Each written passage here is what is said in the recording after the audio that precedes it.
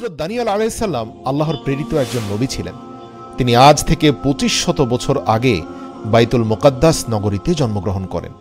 হযরত দানিয়াল আলাইহিস সালাম ছিলেন হযরত ইয়াকুব আলাইহিস সালামের সন্তান ইয়াহুদার বংশধর। দানিয়াল নামের অর্থ আল্লাহই আমার উত্তম বিচারক। যখন হযরত দানিয়াল আলাইহিস সালামের জন্ম হয়, তার জন্মের পর তার পিতামাতার আনন্দ বেশি সময় স্থায়ী হয়নি, কেননা সেই সময় ওই দেশে একটি অদ্ভুত সমস্যা দেখা দিয়েছিল। একটি রেওয়ায়েত অনুযায়ী সেই সময় মিশরের ফেরাউনের সাথে ইয়াহুদার বংশধরদের এক যুদ্ধ চলছিল। যেহেতু হযরত দানিয়াল আলাইহিস সালাম ইয়াহুদা গোত্রের মানুষ ছিলেন, তাই তার জীবন হুমকির মুখে পড়ে যায়। এর কারণে তার পিতা মাতা তাকে একটি জঙ্গলের মাঝে নিয়ে ছেড়ে দেয়। হযরত দানিয়াল আলাইহিস সালাম, তার বয়স তখন মাত্র কয়েকদিন, তাকে জঙ্গলে একা রেখে আসা হয়। সেই জঙ্গল ছিল সিংহের আবাসভূমি।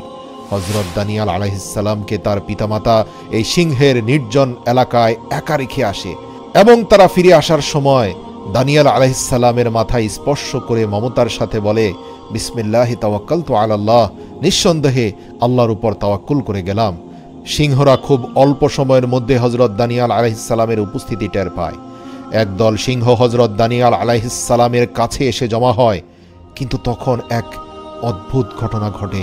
এই জঙ্গলি হিংস্র সিংহরা হযরত দানিয়াল আলাইহিস সালামকে কোনো ক্ষতি তো করেনি, বরং উল্টো জিহ্বা দিয়ে চেটে তার গায়ের ময়লা পরিষ্কার করে দেয় এবং তার হেফাজত করতে থাকে।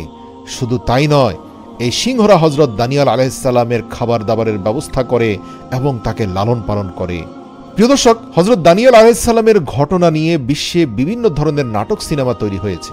তবে সিংহদের সাথে কত সময় ধরে তিনি ছিলেন তা সঠিকভাবে কেউ জানে না। তবে একটা সময় পর এক রাখাল হযরত দানিয়াল আলাইহিস সালামকে দেখতে পায়। সেই রাখাল হযরত দানিয়াল আলাইহিস সালামকে যখন দেখে যে সিংহরা তার আদর যত্ন করছে, তখন রাখাল অনুধাবন করতে পারে এই শিশু কোনো সাধারণ শিশু নয়।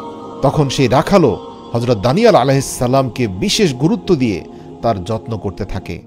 হযরত দানিয়াল আলাইহিস সালাম